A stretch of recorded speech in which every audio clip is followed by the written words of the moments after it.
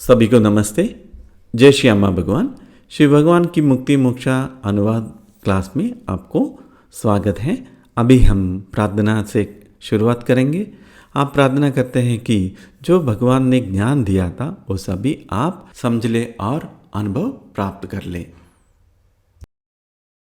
ओम श्री सर्वदेव श्री परंज्योति श्री कल्कि भगवती समेत श्री कल्कि भगवते नमः। ओम।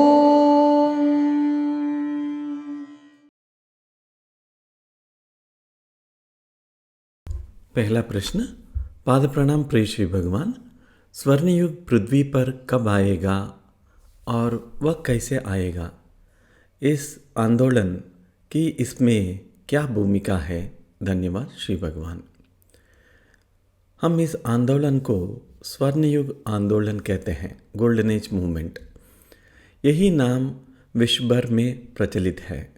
हालांकि भारत में इसे ज़्यादा उपयोग नहीं करते, लेकिन इस मूवमेंट को स्वर्णयुग मूवमेंट कहते हैं। स्वर्णयुग शुरू हो चुका है।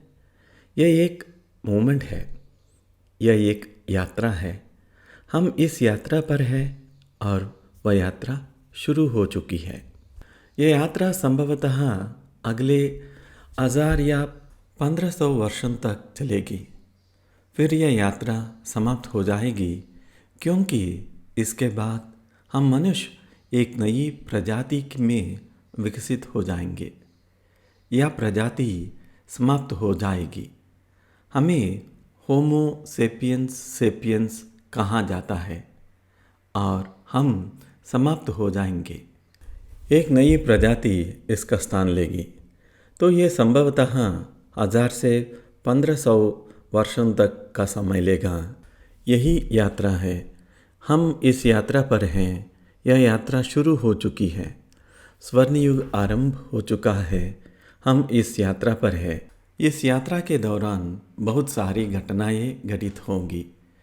कुछ बातें मैं आपको बताऊंगा, कुछ बातें मैं आपको नहीं बताऊंगा, क्योंकि अगर मैं उन बातों के बारे में बात करूंगा तो आप परेशान हो सकते हैं।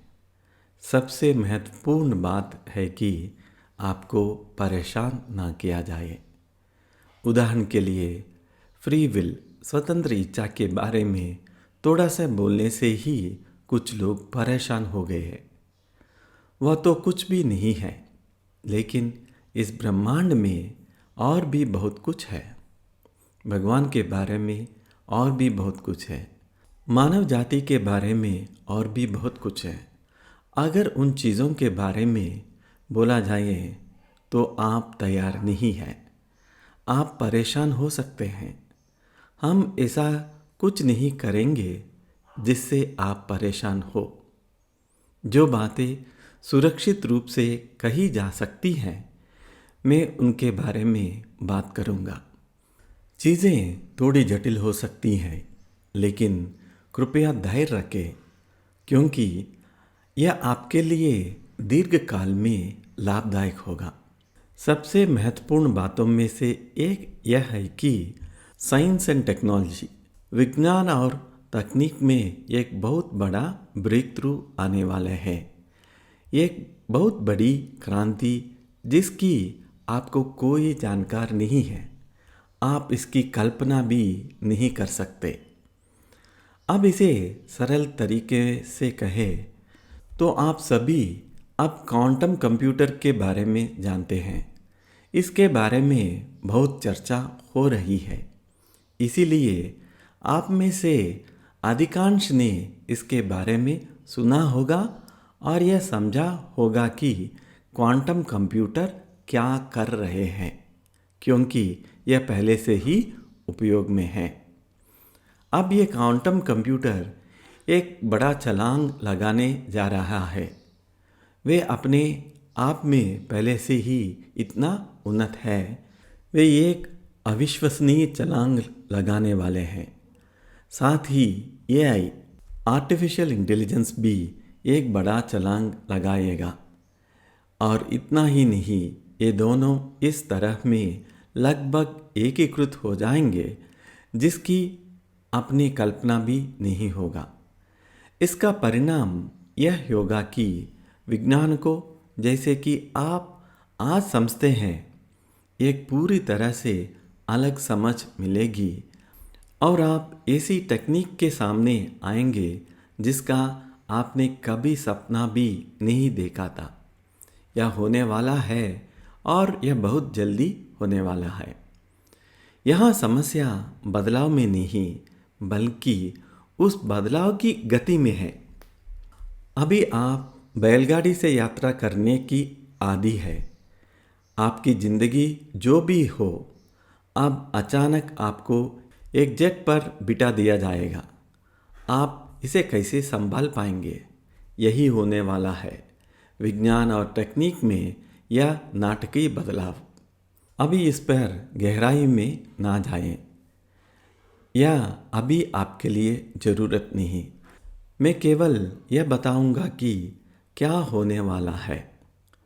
पृथ्वी पर अब कोई काम नहीं होगा। मनुष्यों के लिए कोई काम नहीं। यही कारण है कि हम मोक्षो नाम श्लोक का जाप करते हैं, जहाँ हम कहते हैं कर्मणो बंधात विमुक्ति। इसका एक महत्वपूर्ण अर्थ है, हालांकि इसके कई अर्थ हैं। काम से मुक्ति। आपके लिए अब कोई काम नहीं होगा। इसके बारे में सोचिए। करोड़ों सालों की सृष्टि इसलिए हुई ताकि आप एक ऑफिस में काम करें, फैक्ट्री में काम करें, ये सब काम करें। यह हास्यास्पद है। इस भव्य सृष्टि का उद्देश्य यह है कि आप कागज़ पर इंक लगाएंगे, टाइप करेंगे या मशीन चलाएं। क्या यह इस ब्रह्मांड का उद्देश्य हो सकता है? बिल्कुल नहीं। पूरा काम समाप्त हो जाएगा। मशीनें सब कुछ कर देंगी। वे आपके लिए सब कुछ करेगी। हर किसी को वह सब कुछ मिलेगा जो वह चाहते हैं, सब कुछ मुफ्त में, कुछ किए बिना। सरकारें आपकी देखभाल करेंगी, जो भी आपको चाहिए।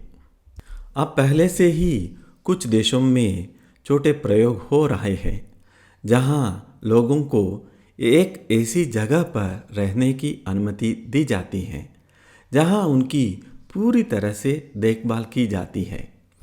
एकमात्र शर्त यह है कि उन्हें काम नहीं करना चाहिए। उन्हें जीविका के लिए काम पर नहीं जाना चाहिए।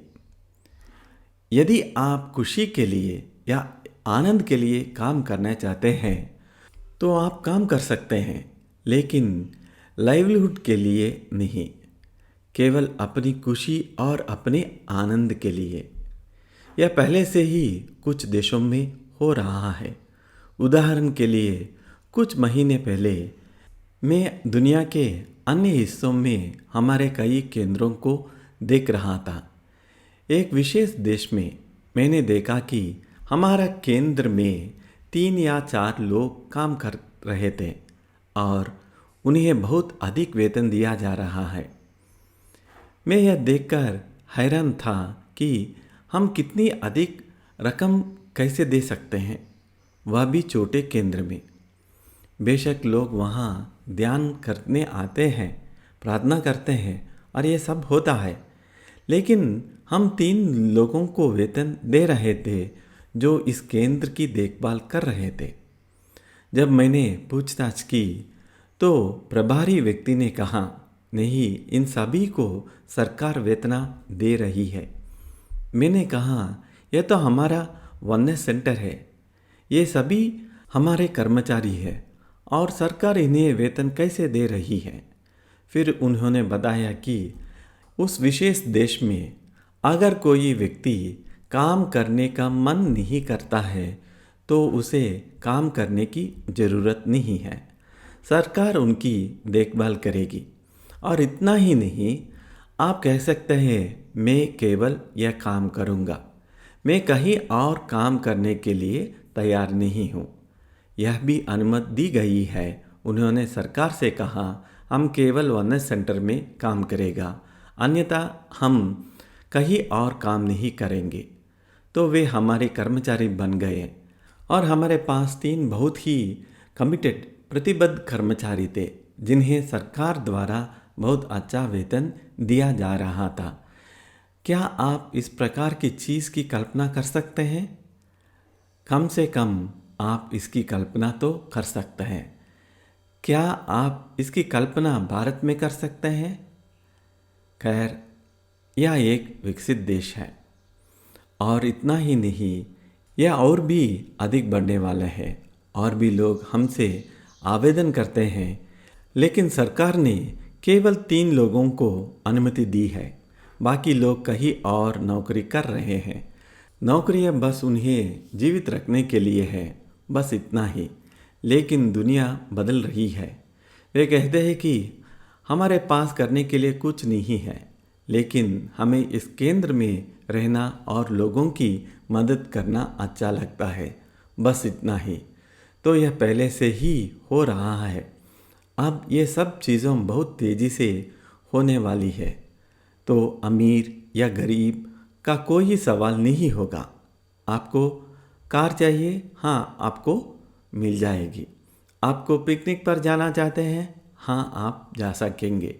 होटल पर बैठकर आनंद लेना चाहते हैं? हाँ, सरकार इसका बिल भरेगी। आप जो चाहेंगे वही मिलेगा।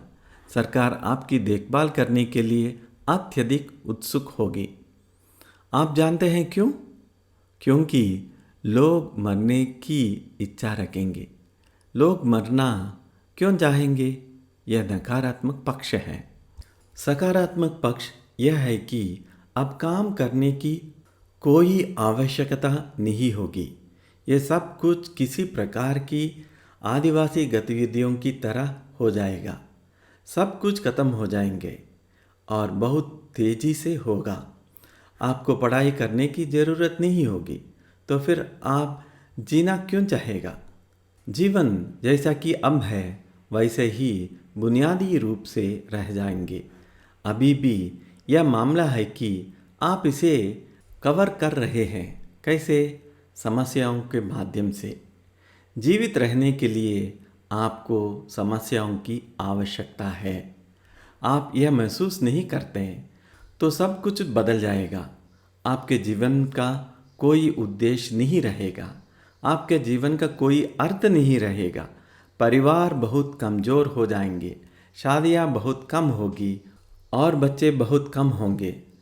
सभी लोग किसी प्रकार के आवारा बन जाएगा, उद्देश्यहीन और निरर्थक। यह पहले से ही कई जगहों पर शुरू हो चुका है, खासकर उन्नत देशों में। तो फिर क्या होगा? और सब कुछ बहुत तेज़ी से होगा।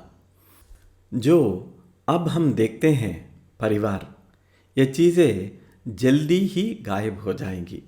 लोग बच्चों को जन्म देना और उनकी देखभाल करना बंद कर देंगे। जीवन भयानक हो जाएगा। एकमात्र मांग होगी आत्महत्या करने की। इसलिए सरकार को आपकी देखभाल करनी पड़ेगी। जैसे जैसे ज़्यादा से ज़्यादा लोग आत्महत्या कर रहे हैं, जनसंख्या कहाँ है? यह खत्म हो गई है। पहले से ही कई देशों में जनसंख्या में गिरावट के संकेत दिख रहे हैं। लोग जीना नहीं चाहेंगे क्योंकि काम करने के लिए कुछ नहीं है। कोई समस्या नहीं है जिसे संभालना है। आपकी समस्याएं क्या है? मूल रूप से वित्तीय समस्या। उनका सरकार द्वारा ध्यान रखा जाता है। या पारिवारिक समस्याएं। कोई परिवार ही नहीं होगा तो आपका जीवन के साथ क्या करने जा रहे हैं? यह इस सारे विकास का नकारात्मक पक्ष है। विज्ञान और प्रौद्योगिकी में इस सारे जबरदस्त विकास का प्रभाव यह होगा कि जीवन का सारा अर्थ, सारा उद्देश्य कुछ भी नहीं रह जाएगा और सभी चीज़ों एकता की ओर बढ़ेगी। अभी हम ऐसे समय में हैं जहाँ चीज़ें विभाजित हो रहा है। 1, 2, 3, 4 ऐसा विभाजित हो रही है। एक अनेक हो जाता है। ब्रह्मांड की शुरुआत में यह एक था, वह अनेक हो गया, यह सब कुछ हो गया है।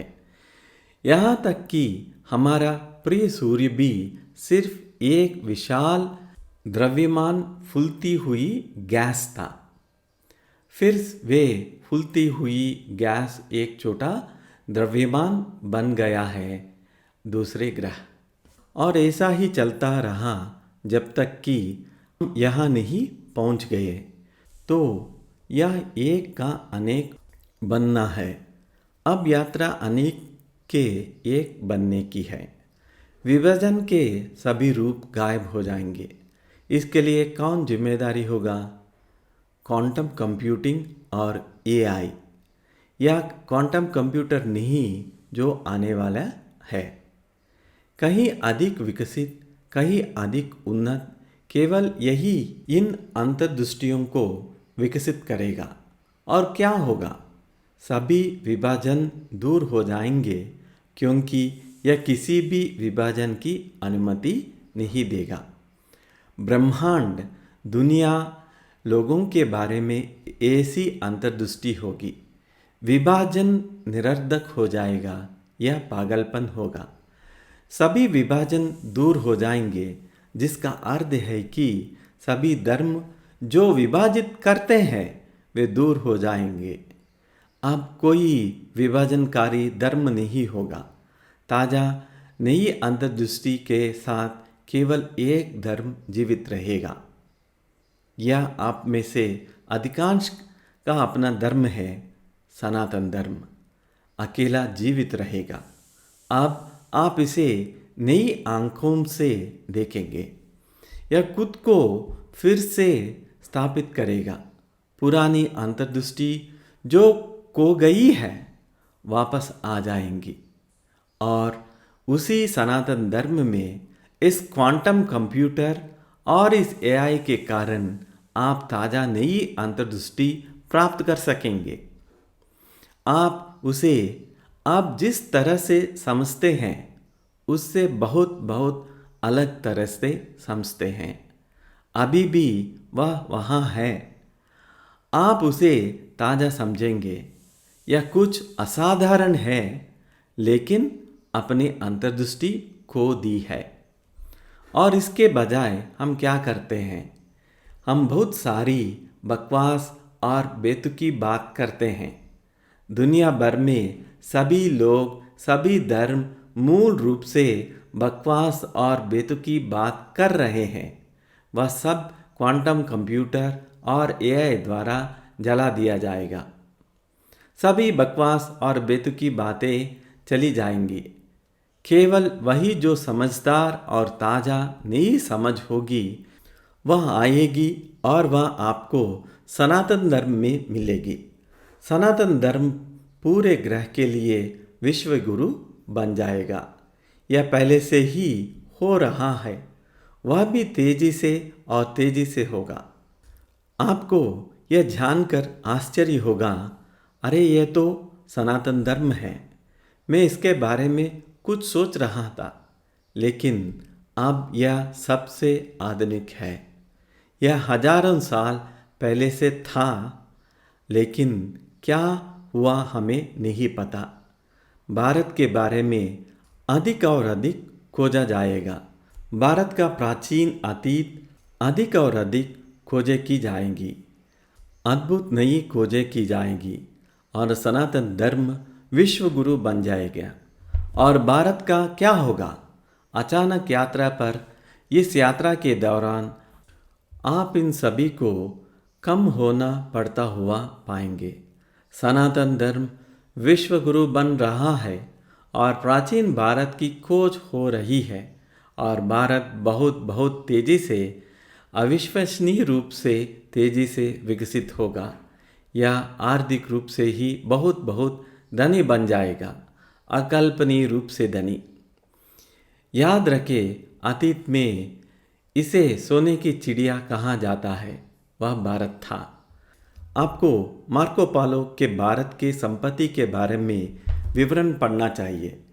इटली मार्को पालो भारत की अकल्पनीय संपत्ति के बारे में लिखा है। कोई भी देश उसके आसपास कहीं नहीं था। मैं उन बातों में बहुत गहराई तक नहीं जा रहा हूँ क्योंकि इसमें बहुत समय लगेगा। आप वापस वहाँ पहुँचते हैं। यह सब हम इस क्वांटम कंप्यूटिंग और एआई के कारण। हमारे पास उनके लिए एक स्वाभाविक प्रतिभा है। यह हमारे डीएनए में है और आप बन जाते हैं। इस दुनिया में किसी भी चीज़ के लिए अंतिम परिवर्तन आने तक आपको मजबूत होना होगा, सचमुच मजबूत। अन्यथा यदि आप सोने की चिड़िया है तो आपको छीन लिया जाएगा। वे सोने की चिड़िया को छीन लेंगे और उसके टुकड़े टुकड़े कर देंगे और उन्हें पकाकर खा लेंगे। यह सैनिक संपत्ति के रूप में भी बहुत बहुत मजबूत हो जाएगा। सनातन धर्म विश्व गुरु बन जाएगा। भारत भी विश्व गुरु बन जाएगा। यह सब यात्रा में होगा। बेशक अंत वह है जहां हम एक और प्रजाति बन जाते हैं। टेक्निकली हम होमो सेपियंस सेपियंस है। कई प्रजातियां मानव जैसे प्रजातियां चली गई। हमसे भी ऊंची कई प्रजातियां आया वे चली गई। बड़ी आई वे चले गई, छोटी आई वे चली गई। 8 या 10 प्रजातियां आई वे चली गई। हम अभी भी जीवित हैं, लेकिन उनके जीवन हमारे भीतर है। हमने उन सभी को अपने जीन्स में समाहित कर लिया है। वे वहाँ हैं और निश्चित रूप से यह कोई और प्रजाति बनने जा रही है। अब यह सारी यात्रा वैज्ञानिक और तकनीक विकास के कारण होगी। अत्यधिक वैज्ञानिक अंतर्दृष्टि और अत्यधिक तकनीकी विकासी अकल्पनीय। मुझे उन बातों पर नहीं जाना चाहिए। वह होगा। सब कुछ केवल विज्ञान है, सब कुछ केवल टेक्नोलॉजी है। वह आपको अपने धर्म, सनातन धर्म को समझाने में मदद करेगा। इसे अभी भी धर्म कहा जाना चाहिए, अर्थात विज्ञान और आध्यात्मिकता एक हो जाएंगे। अब वे अलग हैं। यहाँ और वहाँ वे ओवरलैप करते हैं, लेकिन वे पूरी तरह से एक हो जाएंगे। विज्ञान या आध्यात्मिकता जैसे कोई चीज़ नहीं होगा। आप अभी इसका सपना भी नहीं देख सकते। वह पूरी तरह से एक हो जाए और आपके जीवन का ध्यान अनिवार्य रूप से टेक्नोलॉजी के द्वारा रखा जाएगा। अब क्या होने वाला है, क्योंकि आप आत्महत्या करना चाहते हैं, है ना?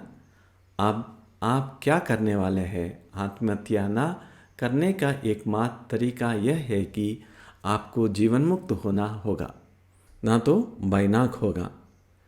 शारीरिक पीड़ा को हम किसी तरह झेल सकते हैं, मनोवैज्ञानिक पीड़ा को हम किसी तरह झेल सकते हैं, लेकिन यह अस्तित्वगत एग्जिस्टेंशियल सफरिंग होने वाली है।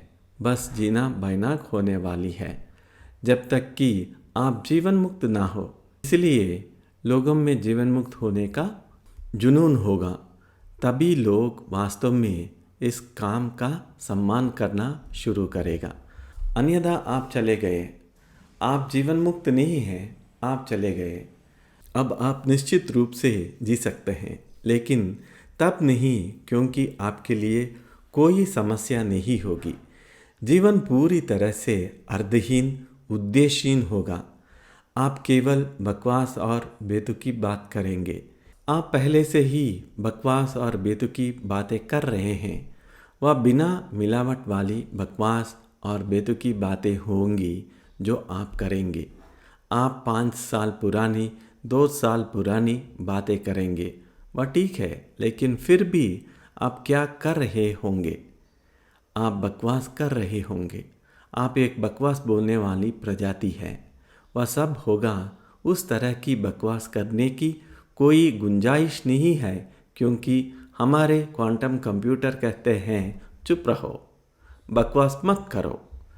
यह आपको बताएगा कि वास्तव में क्या है। अंतरिक्ष के आपके विचार पूरी तरह से चले जाएंगे। समय के आपके विचार चले जाएंगे, ब्रह्मांड के आपके विचार चले जाएंगे।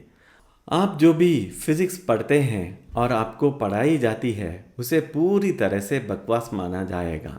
सब कुछ चला गया, ब्रह्मांड का आपका विचार पूरी तरह से नष्ट हो जाएगा। वे सभी चीज़ें जो अपनी बनाई है, विवाह की संस्था, सब कुछ फेंक दिया जाएगा। भगवान के बारे में आपके मज़ेदार विचार डिस्ट्रॉय किया जाएगा।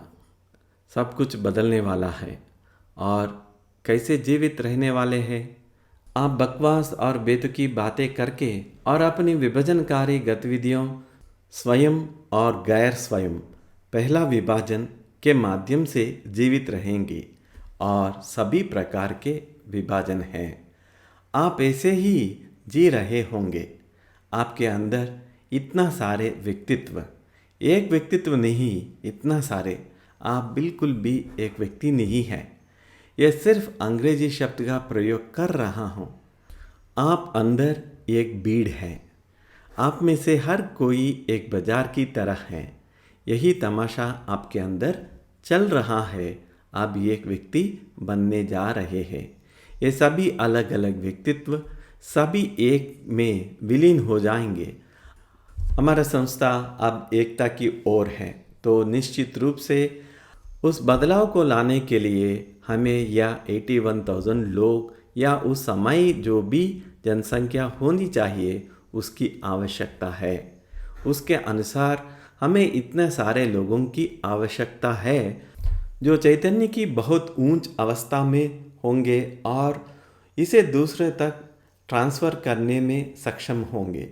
अब क्योंकि वे आत्महत्या करना चाहते हैं, वे प्राप्त करने के लिए सबसे अधिक इच्छुक हैं। आप जाकर उनसे कहें, वो कहेंगे उनको दिलचस्पी नहीं है, हमें जीवन मुक्ति नहीं चाहिए। वो कहते हैं हम अच्छे हैं, मेरे पास सब कुछ है, मुझे अपना घर मिल गया, मुझे अपनी कार मिल गई, मुझे अपनी बच्चे मिल गई, मेरे पास सब कुछ है, मुझे कुछ नहीं चाहिए, कृपया हमें परेशान ना करें। हम कहते हैं कोर्स मुफ्त है, हमें वह नहीं चाहिए। आपको दोपहर का भोजन देते हैं, वो भी हमें नहीं चाहिए। आप चार्ज लगाते हैं, वो कहते हैं आप चार्ज कर रहे हैं, नहीं चाहिए, मुफ्त, हमें वही नहीं चाहिए। कुछ लोगों को छोड़कर लोगों को बिल्कुल कोई दिलचस्पी नहीं है। आप जब आत्महत्या आपके सामने है तो आप कहते हैं आपके पास क्या है। हमारे केंद्र में काम करने वाले इन तीनों लोगों की तरह उन्हें कुछ खुशी देने के लिए केवल काम है, तो जीवन पूरी तरह से बोरिंग हो जाएंगे। आपके बच्चे आपको छोड़ देंगे। उतना ही नहीं, आपके माता पिता आपको छोड़ देंगे। कोई भी इंसान दूसरों की परवाह नहीं करेगा। आपको लोगों की बिल्कुल ज़रूरत नहीं है। लोग कैसे जीते हैं? वे जानवरों की तरह जीते हैं। नहीं, मुझे जानवर कहीं बेहतर लगता है, वे वहाँ इतने बाइनाक हैं। आप उस हिस्से को नहीं देखते हैं, हम देखते हैं क्योंकि बहुत सारे लोग मिलते हैं। आप जानते हैं, वे पत्र लिखते हैं, वे संवाद करते हैं, तो हम जानते हैं। लोगों को देखकर हम सच में बहुत डरते हैं। श्री भगवान कहते हैं कि बाहर कुछ अच्छे लोग हैं। मैं यह नहीं कह रहा हूँ कि वे नहीं हैं, लेकिन मैं उन लोगों के बारे में बात कर रहा हूँ जो खो गए हैं और जो बन जाते हैं। वे ज़ॉम्बी की तरह हैं। वे और अधिक होते जाएंगे। हमारी भूमिका उस 81,000 की सप्लाई करना, जो संख्या 91,000 हो सकती है या 51,000 हो सकती है। यह बदल सकता है। इतना सारे लोगों की सप्लाई करना और उस संख्या को कब तक बनाए रखना? अगले 1000 से 1500 वर्ष। हमें अनुग्रह के प्रवाह को बनाए रखने के लिए उसे बनाए रखना होगा। जब अनुग्रह प्रवाहित हो रही होगी तब आप उच्च स्तर की चैतन्य को बनाए रख पाएंगे। ये लोग ही दूसरों को ट्रांसफ़र कर पाएंगे। ट्रांसफ़र करने के लिए आपको उन मध्यस्थों को आवश्यकता है। 1500 वर्षों के बाद क्या होता है? आप कोई विज्ञान नहीं है, पूरी कहानी बदल जाएगी। आप कोई तकनीक नहीं, आप सभी टेक्नोलॉजी से पूरी तरह मुक्त हो जाते हैं। तो फिर आपको भोजन कौन देगा? और टेक्नोलॉजी आपको भोजन दे रही थी, तो आपको भोजन कौन देगा? आपको खाने के लिए कोई आवश्यकता नहीं होगी। कौन अधिक जानेगा? आप अधिक उन्नति प्रजाति हैं, सीधे प्रकृति से आपको मिलेगा। आपको एक महान योगी की तरह बन जाएगी। आपको कपड़ा कौन देगा? आपको चैतन्य के उच्च स्तर पर होंगे जहां आपको कपड़े की आवश्यकता नहीं होगी। तापमान, शरीर जानता होगा कि इसे कैसे प्रबंधित करना है। मान लीजिए आप यात्रा करना चाहते हैं, आप ये एक हवाई जहाज चाहते हैं। आप कैसे यात्रा करते हैं? सरल, आप उड़ेंगे। क्या आप किसी से संवाद करना चाहते हैं? कोई सेलफोन नहीं, कोई टेक्नोलॉजी नहीं। आप बस सोचते हैं और संवाद करते हैं, बस इतना ही। वह अलग स्वर्णयुग है, हमें उसके बारे में बात करने की आवश्यकता नहीं है। हम केवल यह बात करेंगे कि निकट भविष्य में क्या होने वाला है, उसका सामना कैसे किया जाए। हमें इस बारे में चिंता करने की आवश्यकता नहीं है कि वे कितने अद्भुत, कितने महान लोग आने वाले हैं। आप इतने बेकार लोग हैं, बकवास और बेतुकी बात करते हैं।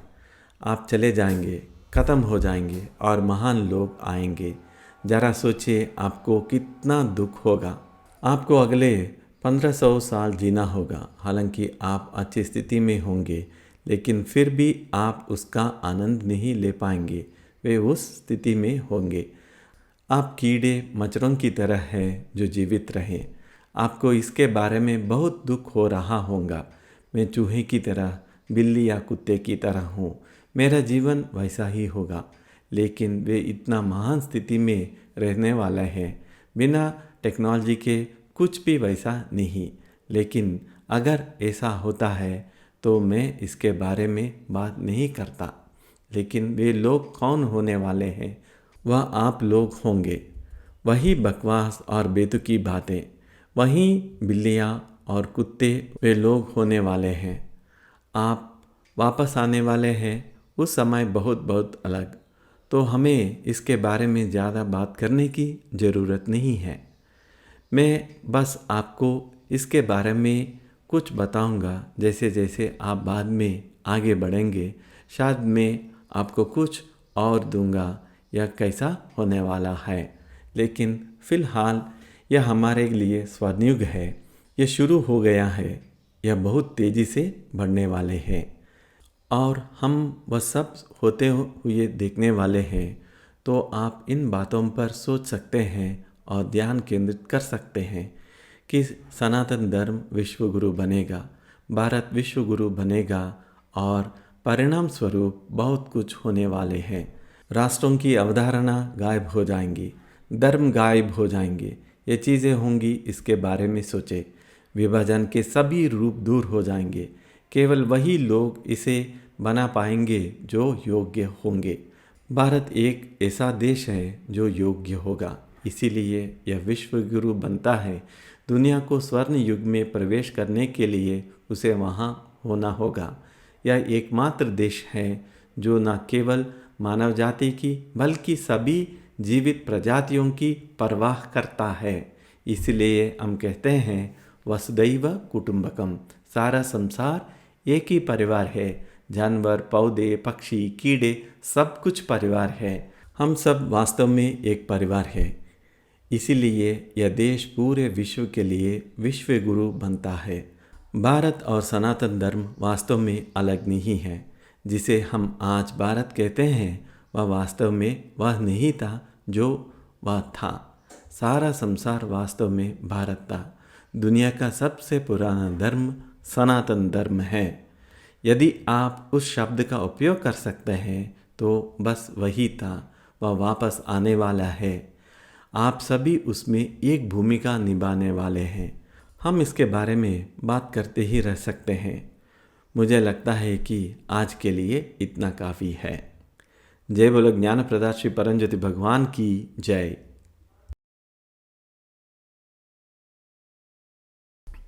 अगला प्रश्न। पाद प्रणाम प्रिय श्री भगवान, हमें बताया गया है कि मंदिर में जीवन मुक्ति की उन्नत ज्ञान की अवस्थाएं दी जाएगी, यह कब और कैसे होगा? धन्यवाद श्री भगवान। श्री भगवान जी ने ऐसा समाधान दिया है। इस कार्य के कुछ पहलुओं के बारे में हम जनता से खुले तौर पर बात करेंगे और उसे करेंगे। कुछ पहलुओं के बारे में हम बात नहीं करेंगे, लेकिन वह काम चला रहा होगा। ऐसा नहीं कि हम आपको नहीं बताना चाहते, लेकिन वजह यह है कि हम बहुत सूक्ष्म ऊर्जाओं और शक्तियों से काम कर रहे हैं जिनका आपका कोई अंदाज नहीं है। विश्व की समस्या यह है कि यह एक जीवित वस्तु है, यह कोई भौतिक पदार्थ नहीं है जैसे लोग सोचते हैं या वैज्ञानिक सोचते हैं। यह सब बदलने वाला है। यह एक जीवित वस्तु है। ब्रह्मांड स्वयं का एक जीवित वस्तु है। भविष्य के बारे में बात करते समय समस्या यह है कि मान लीजिए आप कोई भविष्यवाणी कर रहे हैं। भविष्यकर्ता वह होता है जो सच में देख सकता है। वह देख पाता है कि कुछ होने वाला है और इसके बारे में बोलता है। कभी भी वह बिल्कुल सही होती है, लेकिन हमेशा कुछ बदलाव होते हैं। यह बिल्कुल वैसा नहीं होता और कभी कभी यह बिल्कुल नहीं भी होता। आपको ये जानना चाहिए कि ब्रह्मांड एक जीवित वस्तु है और सभी जीवित प्राणी, सबसे छोटे से सबसे बड़े, हम सब प्रक्रिया हैं। हम निरंतर प्रक्रिया में हैं। ब्रह्मांड भी निरंतर प्रक्रिया में है। हम भी इसमें जुड़े हुए हैं। हर पल यह बदल रहा है। ब्रह्मांड बदल रहा है। जब आप भविष्य देखते हैं तो आप देखते हैं कि भविष्य की बदल रहा है। आज कुछ लगता है, कल कुछ और। यहाँ तक कि अतीत भी। पीछे देखो, आज कुछ अतीत जैसा लगता है, अगले दिन कुछ और अतीत जैसा। ऐसा ही चीज़ें बदलती रहती हैं। अब जब बातें घोषित की जाती हैं और बताई जाती हैं तो लोग उसके बारे में सोचने लगते हैं। वे विभिन्न प्रकार के विचार, भावनाएं, एहसास उत्पन्न करते हैं और जो देखा जाता है वह प्रभावित होता है। आप कहते हैं 2012 में ऐसा होगा। इतनी आवाज़ मचाई जाती है, अंत में वह नहीं होता। इसीलिए हमें इससे काफ़ी समस्या हुई है। हमने घोषणाएं की और वास्तव में हमें समस्या का सामना करने के लिए तैयार भी है। उदाहरण के लिए, यदि हम कुछ कहते हैं जैसे कि पावर फेल होगा या काफ़ी पाइप टूट जाएगा, ये छोटी छोटी बातें हैं जो मैं आपको बता रहा हूँ और हम इसके लिए हमेशा तैयार रहते हैं। तुरंत हम मौके पर पहुंचकर चीज़ें ठीक कर देते हैं। एक छोटा उदाहरण है। जब हम इस तरह का काम कर रहे होते हैं तो दुनिया में हर तरह की शक्तियाँ होती हैं। अगर आप उच्चतर लोकों में जाएं तो वहाँ हर तरह के जीव होते हैं। अच्छे, बुरे, उदासीन, सभी प्रकार के जीव होते हैं। मैं उन सभी चीज़ों के बारे में बात नहीं करना चाहता और वे भी इसमें रुचि रखते हैं। मैं एक छोटा उदाहरण दूंगा। अरबिंदो को आप अच्छे से जानते हैं। उनका ईश्वर भगवान कृष्ण थे और वे भारत की स्वतंत्रता के लिए काम करना चाहते थे। वे जेल में शारीरिक रूप से भगवान कृष्ण को बात कर रहे थे और भगवान कृष्ण ने उन्हें बताया कि यह तुम्हारा काम नहीं है, इसके लिए किसी और का चयन हुआ है। वहाँ चयन हुआ था और उस व्यक्ति को दबा दिया गया। जैसे लोग जुड़े हैं वैसे ही कई क्षेत्र में कई चीज़ों में जुड़े हैं। यह एक अच्छा निर्णय था या बुरा, हमें पता नहीं, लेकिन यह निर्णय उच्चतर लोगों द्वारा लिया गया था। ऐसे ही चीज़ें होती हैं, केवल इसके लिए अन्य जीव जुड़े हैं। इसका मतलब यह नहीं कि वह कुछ बड़ा भी है। हो सकता है बड़ा हो सकता है ना हो। तो हम अकेले इंसान नहीं हैं जो सब कुछ तय करते हैं। ऐसा बिल्कुल नहीं है। इसीलिए सबसे महत्वपूर्ण बातें हम चुप रहते हैं। इसी तरह हम इसके बारे में ज़्यादा बात नहीं करेंगे।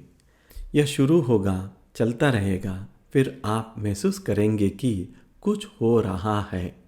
लेकिन अगर आप हमको बताएंगे तो आप कुछ सोचेंगे, किसी से कुछ कहेंगे, वे सोचेंगे, वे किसी और को कहेंगे, फिर ये बातें अन्य जीवों तक पहुंचेंगी। उन अन्य जीवों में अच्छे भी होंगे, बुरे भी, सभी प्रकार के होंगे। उनके अपने विचार होंगे। वे अपनी दखल देना शुरू कर देंगे। फिर यहाँ समस्या होगी, वहाँ समस्या होगी। ऐसे कई प्रकार की घटनाएं होंगी। इसीलिए सबसे अच्छा यह है कि मौन रहे। जब यह होगा तब आप खुद जान जाएंगे। लेकिन मैं एक बात बता सकता हूँ, 2027 से पहले कुछ नहीं होगा। इतना मैं कह सकता हूँ, 2027 से पहले कुछ भी नहीं होगा। एक बार जब चीज़ें शुरू होंगी तब आपको खुद जाकर पता लगाना होगा। हम इसके बारे में ज़्यादा नहीं बात कर सकते। अगला प्रश्न। पाद प्रणाम प्रिय श्री भगवान, क्या यह मूवमेंट बहुप्रतीक्षित कल की मूवमेंट है? धन्यवाद श्री भगवान। श्री भगवान जी ने ऐसा समाधान दिया है। क्या यह बहुप्रतीक्षित कल की आंदोलन है? निश्चित रूप से कुछ लोग हैं जिन्होंने कल्कि को शारीरिक रूप से देखा है। उन्होंने भारत के कुछ स्थानों में देखा है। जब उन्होंने अम्मा भगवान की पूजा की तो उन्होंने कल्कि को शारीरिक रूप से देखा है। यहाँ तक कि घोड़े सहित। तो सारे चीज़ हो रही है। तो आप इसे क्या कहना चाहते हैं यह आपके ऊपर है। हम आपको कुछ नहीं कहने वाले। इसे केवल लोगों को द्वारा कल्कि कहा गया था। यह क्या है यह आप ही तय करें। अंततः इसमें केवल आप ही शामिल है। आप इसे क्या कहना चाहते हैं यह आपके ऊपर है। कुछ लोग इसे कल्कि मूवमेंट कहना पसंद करते हैं, कुछ लोग नहीं कहते हैं। और हम स्वयं इस नाम कल्कि को लेकर उत्सुक नहीं हैं। सरल कारण यह है कि भारत में लगभग 600 से 700 गुरु स्वामी जेल में हैं। पूरे देश को लीजिए, 600 से 700, कुछ लोग कहते हैं 800। जो कुछ हद तक जाने माने गुरु है, बहुत प्रसिद्ध नहीं लेकिन कुछ हद तक जाने माने गुरु, वो केवल जेल में है और उनमें से कई कल्कि है। तो अक्सर लोग भ्रमित हो जाते हैं। आप भारत में कहीं भी जाएं और किसी पेपर में कुछ ना कुछ कल्कि के बारे में मिलेगा। उनकी गलती या कोई और कल्कि था, यह कल्कि या वह कल्कि। मुझे इस नाम कल्कि में कोई लाभ नहीं दिखा था। मैंने यह पहले भी कई बार कहा है। कुछ लोग इसे कल्कि कहने पर जोर देता है। यह उनकी स्वतंत्रता है। वह कहते हैं हमने कल्कि को देखा है। वे कहते हैं कृपया उस कल्कि मंत्र को जपें। तो हम करते हैं। हम आमतौर पर लोगों की इच्छाओं के अनुसार चलते हैं। यह नहीं कि हम इसे चाहते हैं या नहीं। लोग चाहते हैं तो हम इसे करेंगे। तो ये क्या है? हम इस बारे में चिंतित है कि आप जीवन मुक्त हो जाएं और स्वर्ण युग को अच्छे तरीके से बनाएं। यह कई समस्याओं भी उत्पन्न कर सकता है। तो यह आपके ऊपर है। अगला प्रश्न। पाद प्रणाम प्रिय श्री भगवान, हम जून महीने में श्री अम्मा भगवान के तिरुकल्याण उत्सव के दौरान अनेक प्रकार के अनुष्ठानों में उत्साहपूर्वक भाग लेते हैं। 9 जून को डे ऑफ रिलेशनशिप का दिन मानते हैं। क्या भगवान हमें बता सकते हैं कि इसका हमारे जीवन पर क्या प्रभाव पड़ता है? धन्यवाद श्री भगवान। श्री भगवान जी ने ऐसा समाधान दिया है। आप ईश्वर के साथ प्रार्थना, ध्यान या अनुष्ठान के माध्यम से जुड़ सकते हैं। ईश्वर से जुड़ने का कई तरीका है। मूल रूप से जब हम यहाँ ईश्वर की बात करते हैं तो हम अवचेतन की बात कर रहे हैं, अनकॉन्शियस की बात कर रहे हैं। अनकॉन्शियस, अचेतन ही नियंत्रण और संचालन कर रहा है। अब मनुष्य हजारों वर्षों से अनकॉन्शियस से जुड़ने का सबसे अच्छा तरीका अनुष्ठानों के माध्यम से कर रहा है। अनुष्ठानों के माध्यम से हम अनकॉन्शियस में प्रोग्राम्स को बदल सकते हैं। हम कुछ नकारात्मक प्रोग्राम्स को हटा सकते हैं, हम सकारात्मक प्रोग्राम्स को ला सकते हैं। अनुष्ठान एक बहुत शक्तिशाली साधन है, अद्भुत रूप से शक्तिशाली, लेकिन लोगों में थोड़ा विश्वास होना चाहिए। यदि ऐसा होता है, यदि पर्याप्त विश्वास और आप इसे सही तरीके से करते हैं तो आप अनकॉन्शियस से जुड़ पाएंगे। मान लीजिए अनकॉन्शियस में एक प्रोग्राम है जो कहता है कि आपको धन नहीं मिलेगा और वहाँ बदलाव होता है जो अनुष्ठान द्वारा किया जाता है। प्रोग्राम बदल जाता है और वह आपके पास प्रवाहित होना शुरू हो जाता है। आपको धन मिलना शुरू हो जाएंगे। नाम, प्रसिद्ध, सब कुछ के लिए भी यही बात लागू होती है। आप प्रार्थना भी कर सकते हैं, आप ध्यान भी कर सकते हैं और ध्यान के विभिन्न रूप भी हैं। कुछ वर्षों पहले एक आदमी मेरे पास आया। उसको 2 बहनें की शादी होनी थी और उसकी आर्थिक स्थिति बहुत खराब थी। वह बहुत ही परंपरागत आदमी था। उसने कहा, क्यों करे? मैंने कहा, मैं आपको बताऊं, क्या आप? वह करेगा। उसने कहा, आप जो कहेंगे मैं करने के लिए तैयार हूँ। मेरी बहनों की शादी होना चाहिए, पैसे आना चाहिए। मैंने कहा, जप करो। उसने एक जपमाला ले ली। मैंने कहा, आप जप करो। वो तमिलियन था। मैंने उससे कहा, पणम पणम पणम। पणम का अर्थ तमिल में धन है। वह आदमी से करने के लिए तैयार हो गया है। उसने रोज़ वही अनुष्ठान किया, लेकिन अब मंत्र था पणम पणम। और आप जानते हैं, उसे अलग अलग सूत्रों से धन मिला। उसकी दोनों बहनों की खुशी से शादी हो गई। कुछ समय पहले एक अमेरिका सज्जन हमारे पास आए। उन्होंने कहा कि उन्हें बहुत सारी समस्याएं हैं, विशेष रूप से वित्तीय समस्याएं हैं। उन्होंने बताया कि उनका पैसे कहीं फंसा हुआ है। उन्होंने कहा, कृपया मेरी मदद कीजिए, मैं कुछ भी करने के लिए तैयार हूँ। हमने उन्हें हमारे एक कैंपस में जाने के लिए कहा। वहाँ एक भैंस है। हमने कहा, आप उसे गुड़ के लड्डू खिलाइए और फिर घर लौट जाइए, अमेरिका वापस जाइए और आपका पैसा मिल जाएगा। वह एक वैज्ञानिक थे। बहुत सारे वैज्ञानिक हमारे पास आते हैं। उन्होंने कहा, कोई बात नहीं। उन्होंने कहा, मैंने कभी भी गुड़ का लड्डू नहीं देखा। हमने कहा, कोई चिंता नहीं, हम आपकी मदद करेंगे। फिर उन्होंने कहा, मैंने कभी भी भैंस नहीं देखी। हमने कहा, आपको चिंता करने की ज़रूरत नहीं है। हमने उनके लिए गुड़ का लड्डू तैयार किया और उन्हें हमारा कैंपस में ले गए जहाँ भैंसें थी। हमने कहा, किसी को आपके साथ भेजेंगे। उन्होंने भैंस का लड्डू खिलाया और चले गए। 1-2 हफ्ते बाद उन्होंने कहा, पैसा आ गया। उन्होंने एक भी सवाल नहीं किया। उन्होंने कहा, मैंने वही किया जो आपने बताया, पैसे मिल गया और वे खुश थे। कुछ समय बाद एक भारतीय सज्जन आए। हमने उनसे कहा, आप सड़क पर जाइए, वहाँ एक किराने की दुकान है, उसके पास एक भैंस मिलेगा, वहाँ से गुड़ का लड्डू खरीद कर उसे खिलाइए। उन्होंने कहा, यह क्या है? आप कैसे वननेस मूवमेंट कह रहे हैं? इसे स्वर्णयुग मूवमेंट कह रहे हैं? आप जानते हैं, मैं एक वैज्ञानिक हूँ। मैं भारत के एक टॉप साइंटिस्ट हूँ और आप मुझसे कह रहे हैं कि मैं भैंस को गुड़ का लड्डू खिलाऊं, वो भी सड़क पर किसी भैंस को। यह क्या बकवास है। आप लोग यह चमत्कारों की बात कर रहे हैं। यह चमत्कार ऐसे होते हैं। हमने कहा, देखिए, अगर आप अपनी समस्या को समाधान चाहते हैं तो यह कीजिए, नहीं तो आप जा सकते हैं।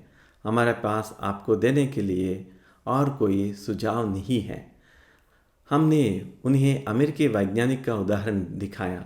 देखिए, वह आपसे बड़ी वैज्ञानिक है। देखिए उसने क्या किया। यह असली वैज्ञानिक है। आप नहीं हैं जो सोचते हैं कि आप वैज्ञानिक हैं। आपको यह जानना चाहिए कि आपको यह नहीं पता कि ये चीज़ें कैसे काम करती हैं। उन्होंने कहा, ठीक है, मैं कोशिश करूँगा। हमने कहा, लेकिन हम आपकी मदद नहीं करेंगे। आप भारतीय हैं। आप अच्छी तरह जानते हैं कि लड्डू कहाँ से खरीदना है। आप जानते हैं कि भैंस क्या होती है। दुकान वही है। उन्होंने जाकर विनम्रता से गुड़ का लड्डू खरीदा और भैंस को खिलाया। एक हफ्ते बाद वह दौड़ते हुए वापस आए। उन्होंने कहा, यह मेरे लिए भी काम किया। उन्हें उनका पैसा वापस मिल गया। तो ये अनुष्ठान अजीब लगते हैं। उन्हें नहीं पता कि यह उनके अनकॉन्शियस में जा रहा है। उन्हें यह नहीं पता कि अनकॉन्शियस कैसे काम करता है और यह कितना अजीब लगता है। अनुष्ठान अजीब लगते हैं, लेकिन वे इसीलिए काम करते हैं कि क्योंकि लोग इन्हें हजारों साल से करते आ रहे हैं। चाहे आप अमेरिकी हो या भारतीय या मानव अचेतन में हैं, यह वही से काम करता है। और यदि आपके पास विश्वास है तो यह बहुत ही प्रभावशाली तरीका से काम करता है। ऐसा शिव भगवान ने समाधान दिया है। अगला प्रश्न, पाद प्रणाम प्रिय श्री परमज्योति भगवान। किसी भक्त के लिए इहम और परम दोनों में तेजी से बढ़ने के लिए क्या महत्वपूर्ण है? क्या वह विश्वास, आभार, बंधन या भक्ति है? क्या ये सब एक जैसे है या अलग अलग है? धन्यवाद मेरे प्रिय अम्मा भगवान। श्री भगवान जी ने समाधान दिया है। यदि आप बहुत तेजी से बढ़ना चाहते हैं तो ये सब आवश्यक है। अगला प्रश्न, पाद प्रणाम प्रिय श्री भगवान। कुछ साल पहले एक प्रक्रिया के दौरान मुझे एक रहस्यमय अनुभव हुआ। श्री भगवान ने मुझे मेरे शरीर से बाहर निकाला और श्री अरविंदो को मुझ में प्रवेश कराया। लगभग 2 साल तक मैं जीवन के साथ अद्भुत प्रवाह की अवस्था में था। हर पल आनंद और आभार में था। जीवन प्रयासहीन था। बिना प्रार्थना और सेवा के भी चमत्कार हुए। बाहरी परिस्थितियों ने उस अवस्था को कभी परेशान नहीं किया। हालांकि बाद में मैंने देखा कि मैं अब उस अवस्था में नहीं हूँ। क्या श्री अरबिंदो ने मुझे छोड़ दिया?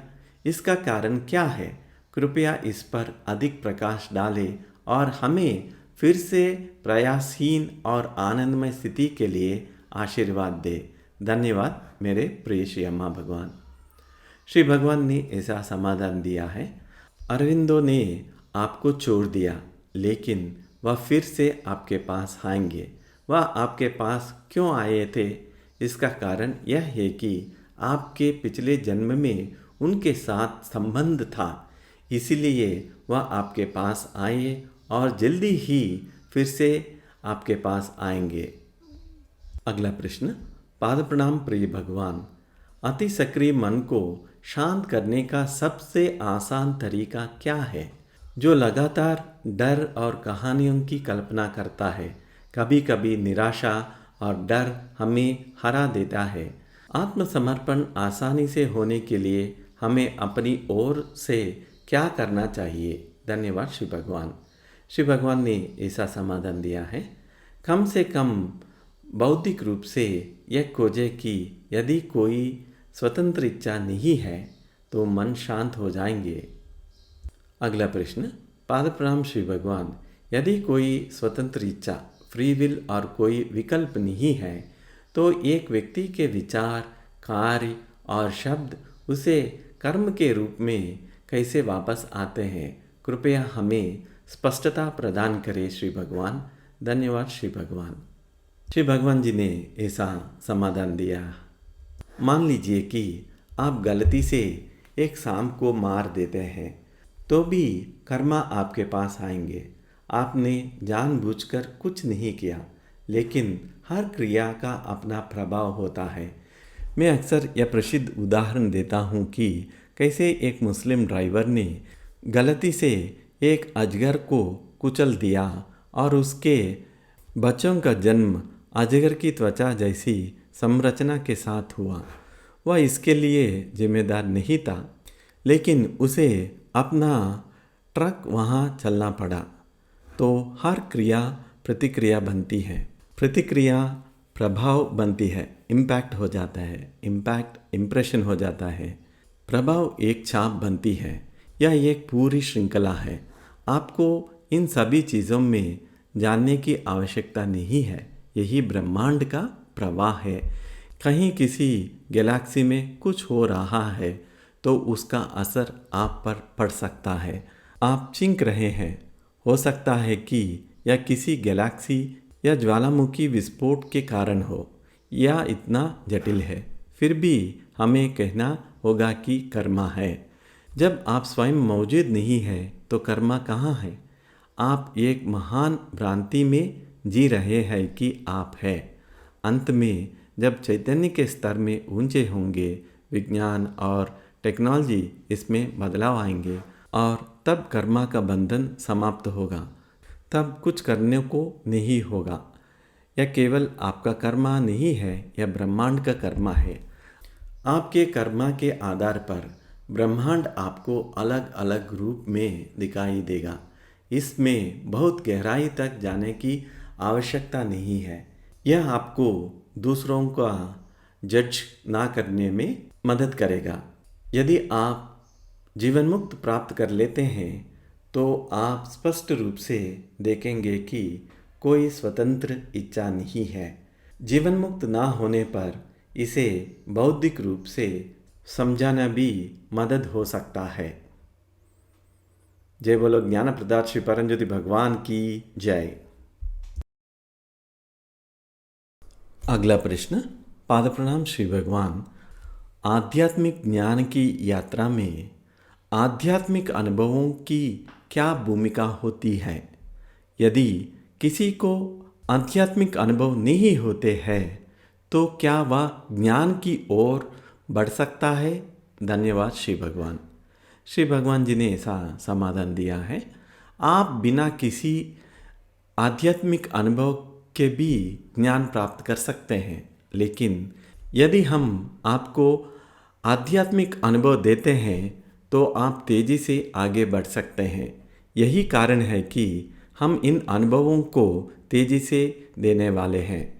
हम आपको एक महत्वपूर्ण रहस्यमय अनुभव देंगे जब हम महसूस करेंगे कि आप इसके लिए तैयार हैं। यह अनुभव यह होगा कि इस जीवन में आप कब और कैसे मृत्यु को प्राप्त करेंगे। अगर हम आपको ये साफ साफ दिखाएं, तरीका, समय, स्थान और आपकी मृत्यु के बाद आप कहाँ होंगे, तो आप बहुत तेज़ी से रूपांतरित हो जाएंगे। ज्ञान प्राप्त करने के लिए आपको मृत्यु का भय नहीं होना चाहिए। ज्ञान स्वयं एक प्रकार की मृत्यु है। आपकी इस भ्रमक आपकी मृत्यु। आप सोचते हैं कि मैं हूँ, लेकिन वह मैं समाप्त हो जाता है। बस मस्तिष्क में कुछ संयोजन होता है और आप गायब हो जाएंगे। जब आप अपनी आंखें खोलेंगे तो आप नहीं होंगे, केवल ध्वनि होगी, केवल गंध होगी, केवल विचार चल रहे होंगे, लेकिन विचारक नहीं होगा। आप यांत्रिक रूप से चलते रहेंगे, लेकिन मस्तिष्क के संयोजन के बाद सुनने वाला कोई नहीं होगा, केवल सुनाई देना होगा। इसी तरह अन्य इंद्रियां भी होंगी, लेकिन आप वहाँ नहीं होंगे। तब कर्मा कहाँ है? तब अतीत और भविष्य के जीवन का क्या? अतीत और भविष्य के जीवन है, लेकिन वे आपके नहीं हैं। यह सब प्रवाह में है, लेकिन आप उसमें नहीं हैं। वास्तव में आपका सबसे बड़ा कष्ट आपका अस्तित्व है। ज्ञान प्राप्त करने का अर्थ है इस आप से मुक्त होना। महात्मा गांधी के गुरु लियो टॉल्स्टॉय ने भी यह अनुभव किया।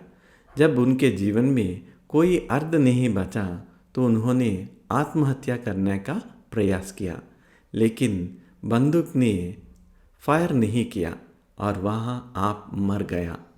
उसी क्षण वह जीवन मुक्त प्राप्त कर गए। या तो आप मरेंगे या आपके अंदर आप मर जाएगा। यह आप ही सबसे बड़ा बार है। सुनहरे युग में यह आप धीरे धीरे समाप्त हो जाएगा, धीरे धीरे स्टेप बाय स्टेप हो जाएगा और फिर तेजी से आप आगे बढ़ेगा। अगला श्री भगवान जी ने प्रोसेस के बारे में बताया था। आप कम से कम 3 घटनाओं को देखने का प्रयास करें। आप उसके लिए प्रार्थना करें जहाँ परम करण परम ज्योति ने आपके जीवन में आपकी मदद की। कम से कम 3 घटनाएं जहाँ इसने आपके जीवन में आपकी मदद की है और इसके लिए आभारी महसूस करें। यही वह है जो हम इस प्रक्रिया में करने चाहते हैं। एक बार जब आप वहाँ पहुँच जाते हैं तो हम तेज़ी से आगे बढ़ सकते हैं। हम और भी बहुत कुछ कर सकते हैं, इसलिए आज उसके लिए प्रयास करें। आप सभी से बहुत प्यार करता हूँ। Love you all. ऐसा श्री भगवान ने दर्शन को समाप्त किया है। जय बोलो ज्ञान प्रदाता श्री परमज्योति भगवान की जय।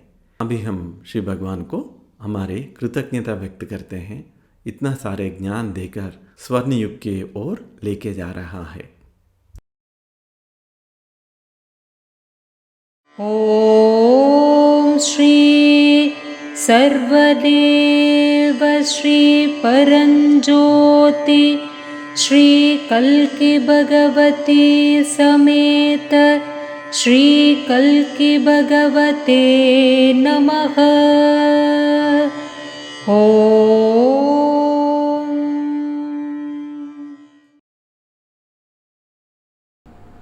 इस कार्यक्रम में भाग लेने के लिए आपके लिए मेरा हार्दिक धन्यवाद। जय श्री अम्मा भगवान।